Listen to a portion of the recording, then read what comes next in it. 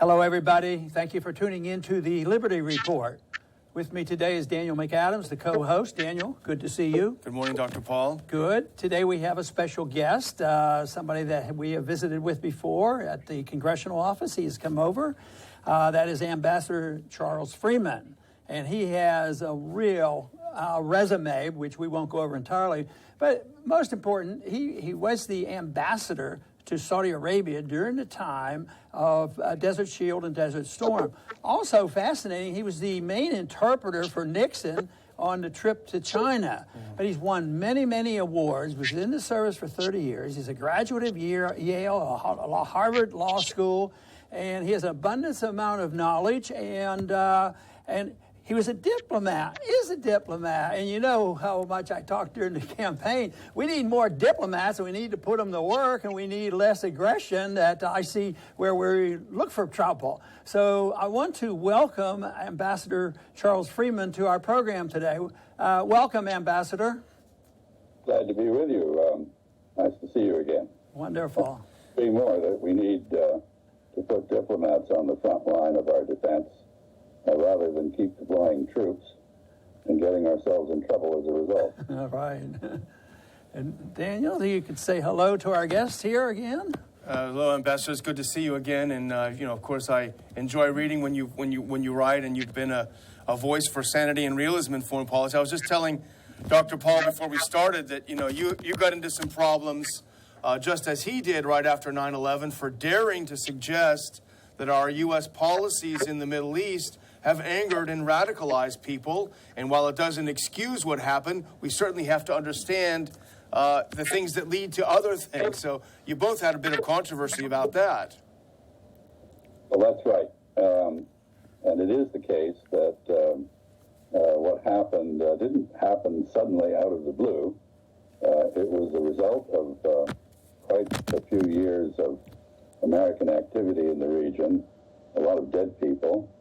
And I think the main lesson of 9/11 really ought to be that if you bomb people, they'll find a way to bomb back, even if they don't have advanced aircraft with which to do it. Exactly. Go ahead. Mr. Ambassador, I want to ask you a question a little bit about how you had to work with the various influences in government, because we do a lot on foreign policy and we have to deal with the CIA, every once in a while even the FBI overseas, then we have the Pentagon, and there seems to be so many conflict.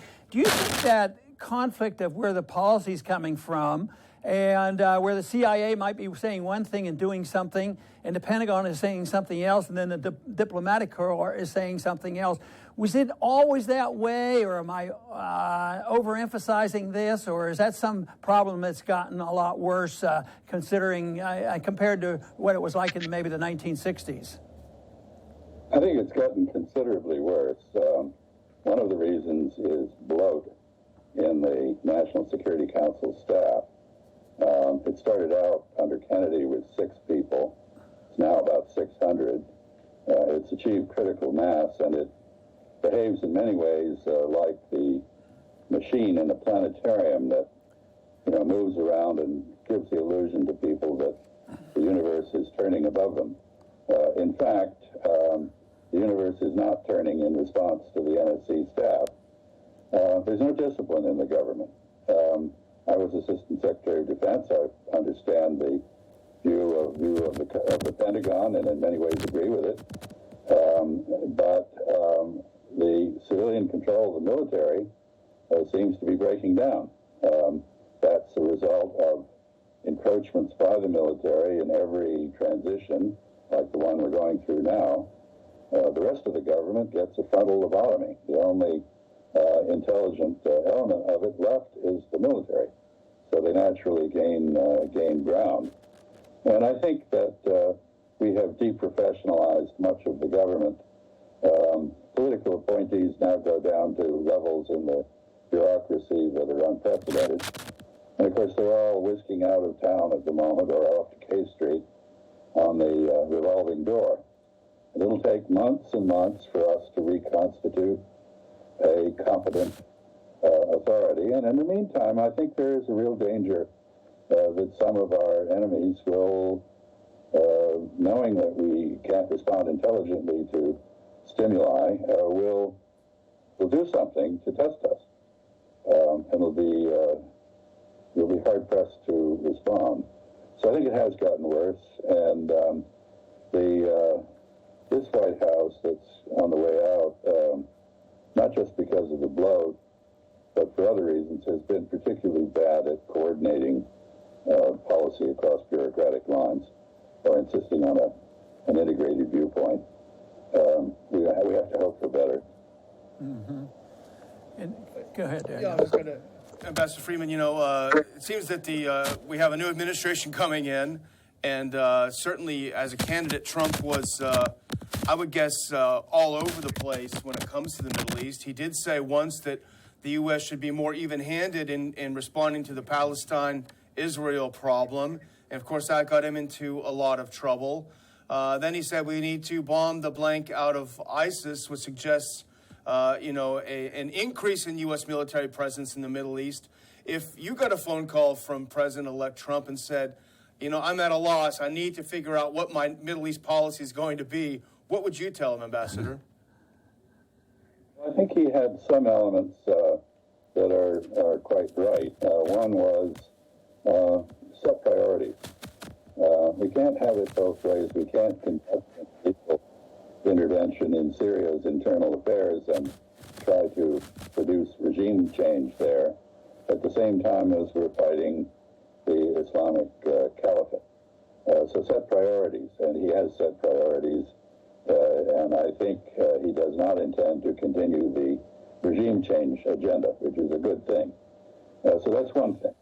Another is, and he's said this too, you have to work with the parties who are engaged, and that includes the Russians.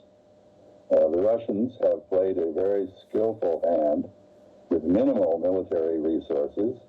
They've gained a large seat at the table, and we need to find a way to bring that to bear on the mess that we've helped to make in Syria. So I think the administration that's coming in certainly was vague. It was unclear about many things, self-contradictory in some ways. But there's something there for people to turn into an actual working policy. And I think that ought to be the focus. And I don't approve of people who are objecting to the results of the election.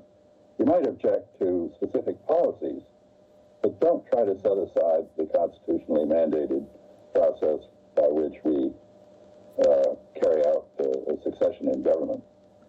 I know, Ambassador, you've had your own run-ins with the neocons over the years, but are you worried at all? We hear names like, James Woolsey was just named a senior national security advisor to President-elect Trump. We've seen Giuliani's name bandied about as a possible Secretary of State. Not someone that comes to mind when you think diplomacy. Are you worried about some of these early signals?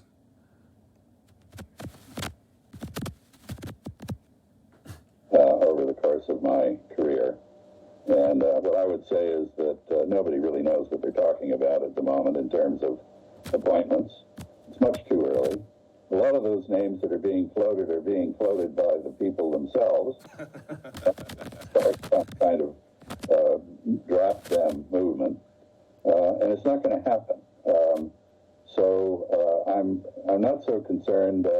I think we have to wait and see what President-elect Trump and his transition team produced by way of leadership in the government. And I think also he's got to be mindful that he basically led a revolution. He led a bunch of people that Hillary Clinton called deplorable to come out to the polls and register their objections to business as usual in Washington and to the, frankly, degenerate atmosphere in our political culture. And he may not have done it in elegant fashion or without some fairly offensive statements. But if he just produces a cabinet and a sub-cabinet that are more of the same, more interventionists, more neoconservatives, I think he will be he will suffer. And he will be repudiated by the very people who put him in power. You know, when I introduced you, Ambassador, I mentioned that you were an interpreter with Nixon, you know, when their breakthrough came with China. But right now, today, China's back in the news again, and there's been banter back and forth.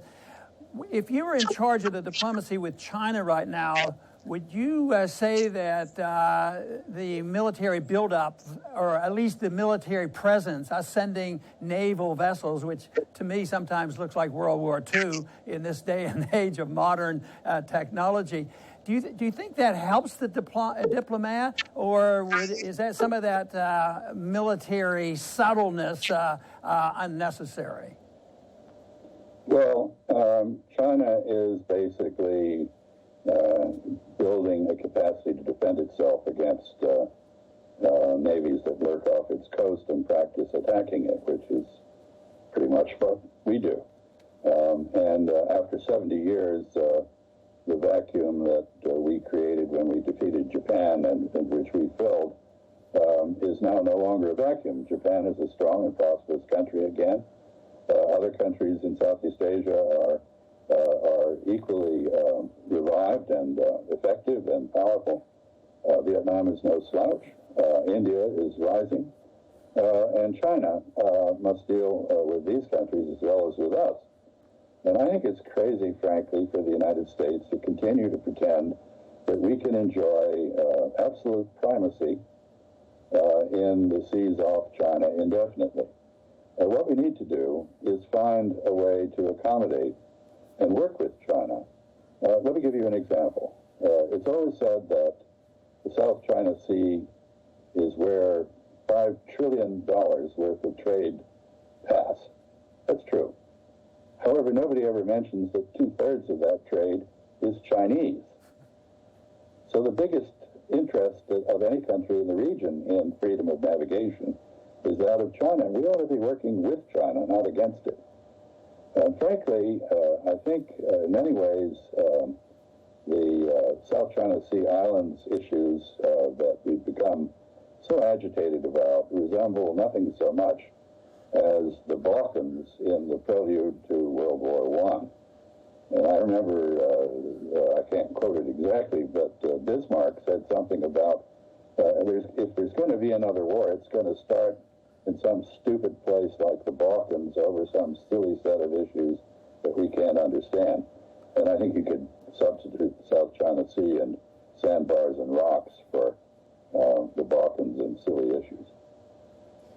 You know, Ambassador, I want to talk a little bit about, you know, you had an appointment that you were about to receive under the Obama administration that was sunk, and I think a lot of people know about the controversy.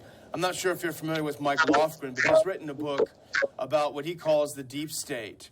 And he points out this is not some secret conspiracy. People operate in the open. They're the permanent part of Washington. They're the permanent policy. And certainly when it comes to foreign policy, deep state people like, for example, senior committee staffers on the Hill and others, I think play a long and continuous role. Do you feel that your appointment, you certainly had the credentials for it, do you see the fingers of the deep state, what we call the deep state, at play in sinking your appointment? Well, I didn't want that appointment. I had given 30 years of my life to the country and came out of that impoverished and was determined to build some sort of nest egg for my old age, which I'm now entering. And but after the third appeal to patriotism and duty, I signed up. And I was immediately mugged by the Israel lobby, which isn't part of the deep state, but certainly has a great influence over it. And in fact, Mr. Trump, as you mentioned, had the temerity at the outset to suggest that in order to make a deal between the Palestinians and Israelis, he would adopt a neutral attitude, which sounds sensible on its face. He was immediately bought off by Sheldon Adelson with $25 million in contributions to his campaign, and he's now ardently arguing for the cause of the settlers and against the two-state solution. We'll see whether he reverts to type or not. The deep state is a reality. Mike Lofgren is, in fact, speaking, I think, tomorrow night, maybe tonight, in Washington. I wish I were there. He's speaking to a group called the Committee for the Republic. Oh, yes. Which I helped to found, and which which basically took a position that I think Dr. Paul would agree with, and that is that the military adventurism of the United States, as shown by the lurch into Iraq, was very likely to cause a great deal of damage to the traditions and civil liberties of our republic, and that we should examine that and argue against it. And we've grown to quite a large number of people. We've maintained nonpartisanship, which is remarkable in today's Washington. We have people of all opinions who agree on the need to preserve American liberty. And Mike's speaking to that, I think, tonight, as I said. And he's a hell of a speaker, so I think that'll be good. You know, Mr. Ambassador, we'll have to close here in a few minutes, but I did want to ask a question that is more or less a follow-up to Daniel's question. And that has to do with the military budget. During the campaign, both major candidates say, we have to rebuild the military, you know, and spend a lot more money to make us safe and secure. And the Congress is all for it. Proves sort of the point about the influence of certain groups, and the military-industrial complex, which has been around long, evidently has the ear of almost all the politicians in Washington. Would it be safe to say, or could you take the position, what is your position on the spending? If you argue the case for spending less, can we be safe? Or would you say, well, no, we have to spend this money? What's your position on how much more money we have to spend on the military? Well, I think we ought to ask ourselves first the question, what are the threats? What is it that we're defending against? Do we believe that the Mexicans are going to come take back the land we stole from them back in the 1840s? So basically, we don't have a Defense Department. We have an offense department. It is the enforcer of our foreign policy, which is a very militaristic one indeed. You start by asking, what are you spending the money for, and then you appropriate it. But the way we do it, we treat the defense budget like a jobs program. We measure success by how much we spend, not by what it produces in terms of defense capabilities. So the larger and the more gold-plated a program is, the easier time it has getting through the bureaucratic and congressional legislative processes. This is just not right. And the defense budget's never been audited, never. Nobody in the Defense Department has a clue how much waste, fraud, and mismanagement there is.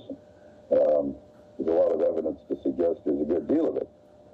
So we ought to start by asking why, not how much we can spend. And the fact that we don't do that is, in fact, proof that President Eisenhower was correct to warn, as he did, against the military-industrial congressional complex. His staff struck the word congressional, but that was not the right thing to do. Right. And that sounds like very good advice and a good point where we can close down. I do want to thank you very much, Mr. Ambassador, for coming on and talking with us today, and I'm sure our audience will deeply appreciate your presence here. Pleasure to be with you. Good. And I want to just say to our viewers that I thank you very much for being with us today at the Ron Paul Liberty Report. Please come back soon.